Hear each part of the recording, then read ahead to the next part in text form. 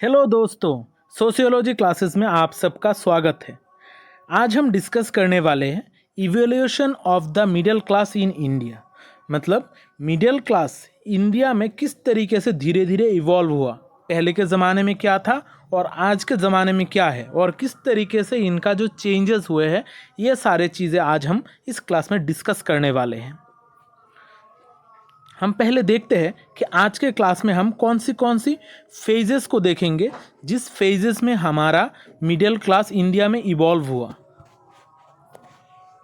पहला है pre British India में मिडिल क्लास का क्या रोल था, वो लोग कैसे थे। फिर देखेंगे middle class during British rule. British rule के टाइम धीरे धीरे इंडिया में मिडिल क्लास इवॉल्व हुआ, तैयार होना स्टार्ट हुआ, उस टाइम फ्रेम में किस तरीके से चेंजेस हुए। फिर देखेंगे middle class during mutiny. Mutiny का मतलब विद्रोह के टाइम पे, जिस टाइम पे सारे जो सोशल मूवमेंट्स हो रहे थे, नेशनल मूवमेंट्स हो रहे थे अंग्रेज लोगों के खिलाफ, ब्रिटिशर्स के खिलाफ जो हो रहे थे, उस टाइम फ्रेम में मिडिल क्लास का क्या रोल था और उस टाइम पे उनका क्या चेंजेस हुआ। फिर आखिर में देखेंगे मिडिल क्लास इन कॉन्टेम्पोररी इंडिया। मतलब आजकल के ज़माने में मिडिल क्लास का क्या सिनारियो है। तो चलिए आज का क्लास इन्हीं सारी चीज़ों के ऊपर हम करेंगे।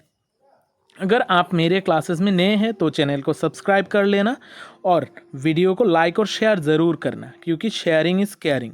इस चैनल पे आपको सोशियोलॉजी के रिलेटेड सारे वीडियोस मिलेंगे और यहाँ पर बहुत सारी प्लेलिस्ट्स है, आप प्लेलिस्ट से भी अपना स्टडी कंटिन्यू कर सकते हैं। तो चलिए आज का क्लास स्टार्ट करते हैं। पहले हम देखते हैं कि middle class pre British India में क्या था। मतलब ब्रिटिश के आने से पहले हमारा इंडिया में मिडिल क्लास का क्या रोल था, वो लोग कौन थे। हम जानते हैं कि हमारा ब्रिटिश के आने से पहले हमारा जो इंडिया का सिस्टम था, डिवीज़न ऑफ लेबर था, ये कास्ट के बेसिस पे चलता था। कास्ट ही हमारा मेन बेसिस था कि हम कौन सा इंसान कौन सा काम करेगा। इन सारे चीज़ों के वजह से जो भी ऑक्यूपेशनल स्पेशलाइजेशन था, मतलब किसी एक इंसान का एक स्किल में पारदर्शी होना या फिर दक्ष होना, उस टाइम पे हम देखते हैं।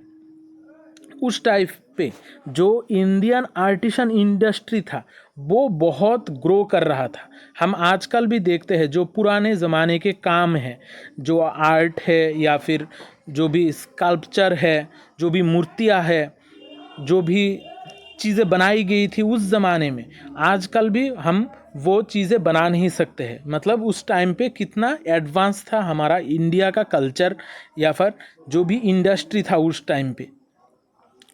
वहाँ पर हम देखते हैं कि सेपरेट क्लास ऑफ मर्चेंट्स थे।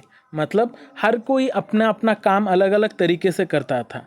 हम कास्ट के बेसिस पे जो डिवीज़न था वो फॉलो किया जाता था। इस वजह से हर किसी का काम बांट दिया जाता था और हर कोई अपना काम बहुत खूबी से करता था। धीरे धीरे जब इंडिया में ब्रिटिश रूल आया, उसके बाद हम देखते हैं कि एक क्लास ऑफ इंटरमीडियरीज स्थापन हो गए थे। मतलब कोई एक बीच वाला इंसान था जो नॉर्मल पीपल जो थे उनके और जो रूल कर रहे थे ब्रिटिशर्स, उनके बीच में इंटरमीडियरीज का काम करते थे, जो उनके बीच में लिंक का काम करते थे। फिर जब ब्रिटिश रूल स्टार्ट हुआ, ब्रिटिश रूल स्टार्ट होने के बाद हम क्या देखते हैं। ब्रिटिश रूल स्टार्ट होने के बाद हम देखते हैं कि वो जो इंटरमीडियरीज थे, मतलब जो बीच वाले लिंक के काम करते थे, वही धीरे धीरे चेंज होके मिडिल क्लास में बंटने लगे। वही मिडिल क्लास के हिसाब से इंडिया में हम देखने लगे, वही ग्रो कर रहे थे।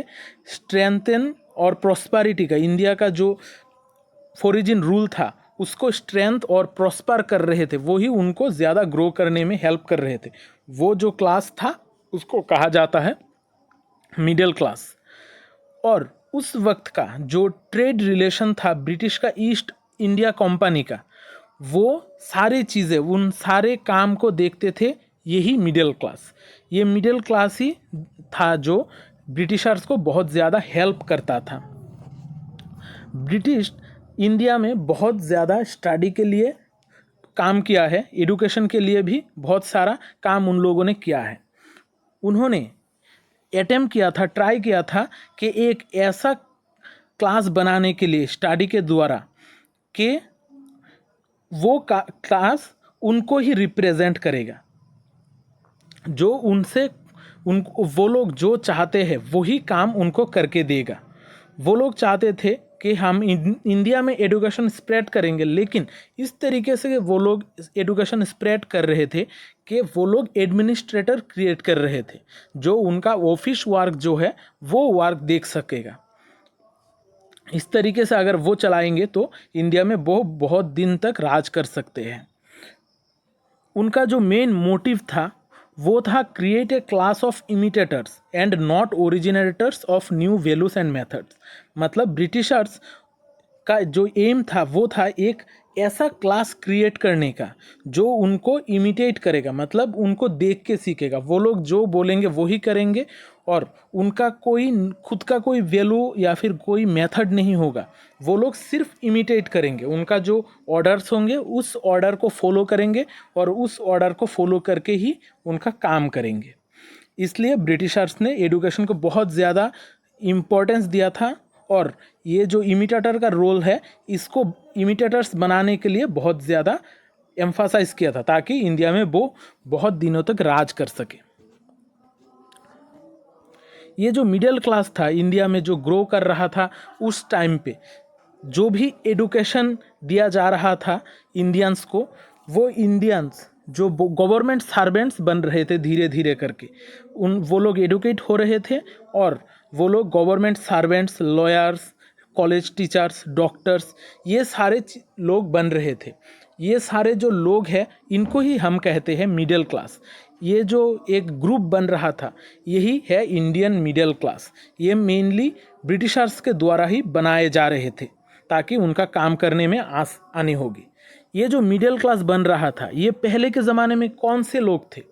ये प्री ब्रिटिश इंडिया के जो हायर कास्ट लोग थे वही लोग हैं जो धीरे धीरे मिडिल क्लास में चेंज हो रहे थे, क्योंकि उनके पास ही मेनली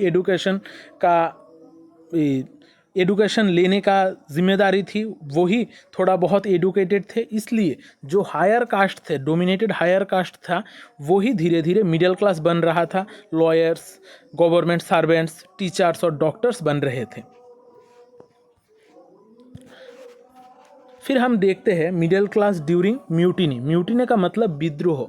जब इंडिया में नेशनल मूवमेंट्स हो रहे थे, हम मेनली ये फेज देखते हैं जब गांधी जी इंडिया में आए और उसके बाद धीरे धीरे करके बहुत सारी नेशनल मूवमेंट्स करने लगे, जिस मूवमेंट से द्वारा वो चाहते थे कि जो इंग्रेज थे, ब्रिटिशर्स थे, उनको इंडिया से बाहर किया जाए।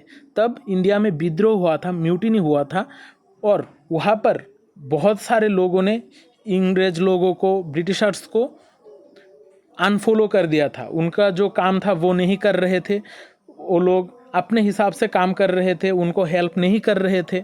उस टाइम पे ये सारी चीज़ें हो रही थी। यहाँ पर मिडिल क्लास का क्या रोल था? इनिशियली हम अगर पहले के ज़माने में देखते, ब्रिटिश रूल के टाइम में, म्यूटिनी से पहले जब हुआ था, तब मिडिल क्लास लोग ही ब्रिटिशर को पावर दे रहे थे। ब्रिटिशर्स को पावर में रहने के लिए मिडिल क्लास जो लोग थे वो हेल्प कर रहे थे। उनका जो बिजनेस है, बिजनेस का एंटरप्राइज है, ये सारी चीज़ें वही लोग देख रहे थे। लेकिन धीरे धीरे म्यूटिनी के टाइम पे वो सारे लोग धीरे धीरे पॉलिटिकल रोल अपना चेंज कर रहे थे। पहले जो फॉलो करते थे ब्रिटिशर्स को, वो लोग ही धीरे धीरे कॉम्पिटिटर का रोल पालन कर रहे थे। हर किसी का अपना अपना पावर लेने का तरीका है। उस टाइम पे गांधी जी के मूवमेंट्स के द्वारा वो लोग भी उस म्यूटिनी में हिस्सा ले रहे थे और ब्रिटिशर्स को कॉम्पिटिटर के रोल की तरह ही देख रहे थे। जब टाइम चलता गया, पैसेज ऑफ टाइम, वहाँ पर competitor role adopted by an important sector of section of middle class, मतलब वहाँ पर मिडिल क्लास का जो लोग थे वो ही मेनली कॉम्पिटिटर रोल अदा कर रहे थे, कि वो ही कॉम्पीट कर रहे थे ब्रिटिशर्स के साथ, क्योंकि उनको ही पता है कि ब्रिटिशर्स कैसे काम चला रहे हैं, उनका जो गवर्नमेंट है वो किस तरीके से चल रहा है। तब मिडिल क्लास का ही जो रोल था सबसे ज़्यादा इम्पॉर्टेंट था। वो लोग अपने आप में कोलैबोरेट कर रहे थे, एक साथ आ रहे थे, और जो मूवमेंट्स थे, नेशनल मूवमेंट्स अगेंस्ट ब्रिटिशर्स, उसमें ज़्यादा हिस्सा ले रहे थे।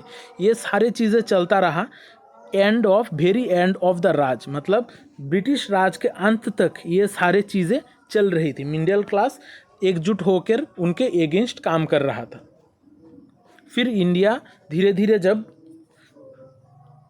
इंडिपेंडेंट हो गया तब मिडिल क्लास का रोल भी चेंज हो गया। फिर हम देखते हैं मिडिल क्लास इन कॉन्टेम्पोररी इंडिया। यहाँ पर हमको पहले एक चीज़ जानना होगा कि इंडिपेंडेंस के बाद जो मिडिल क्लास थे उनका क्या हुआ। वो लोग भी इंडिया में मिडिल क्लास ही रहे, लेकिन तब इंडिया के जो गवर्नमेंट था, वो उस टाइम का गवर्नमेंट था, उनके साथ काम करने लगे। फिर धीरे धीरे जब टाइम चेंज होता गया, वहाँ पर इकोनॉमिक जो पॉलिसीज़ थी इंडिया का वो भी चेंज होता गया। फिर हम देखते हैं कि इंडिया में प्राइवेटाइजेशन, लिबरलाइजेशन और ग्लोबलाइजेशन का कॉन्सेप्ट लिया गया 1992 में। उस टाइम पे जो मिडिल क्लास था उसका वैल्यू और ज़्यादा बढ़ गया, उनका जो इंटरेस्ट था ये भी बहुत ज़्यादा स्प्रेड हो गया। फिर उनका जो कास्ट, रिलीजियन और किनशिप के बेसिस पे जो फॉर्म हो रहा था उनका ग्रुप, वो ग्रुप धीरे धीरे डिज़ोल्व होता गया, मतलब धीरे धीरे उसका जो इम्पोर्टेंस है वो थोड़ा कम होता गया। एंद्रे बेती ने एक बहुत ही इम्पोर्टेंट बात कही थी कि middle class still in the process of formation and have not acquired A stable form, मतलब इंडिया के इंडिपेंडेंस के बाद भी इंडिया में मिडिल क्लास जो था वो एक फॉर्मेशन के प्रोसेस में रहता था, वो अभी भी फॉर्म हो रहा है, वो अभी तक स्टेबल एक जगह पर पहुंचा ही नहीं। इसलिए इंडिया का जो मिडिल क्लास है ये एक स्टडी का बहुत बड़ा वजह है, और इनको स्टडी करना बहुत इम्पोर्टेंट है इंडिया के सिनारियो को समझने के लिए। वर्किंग क्लास की तरह ही मिडिल क्लास भी बहुत इम्पोर्टेंट है, लेकिन मिडिल क्लास थोड़ा एडुकेटेड है, इस वजह से इनका जो माइंडसेट है ये समझना हमको इम्पोर्टेंट है और ज़रूरी है। अगर आपको आज का क्लास अच्छा लगा हो तो लाइक और शेयर कर देना, क्योंकि शेयरिंग इज़ केयरिंग। तो मिलते हैं अगले क्लास में, तब तक अच्छे रहिए, स्वस्थ रहिए और लोगों में प्यार बांटते रहिए। जय हिंद।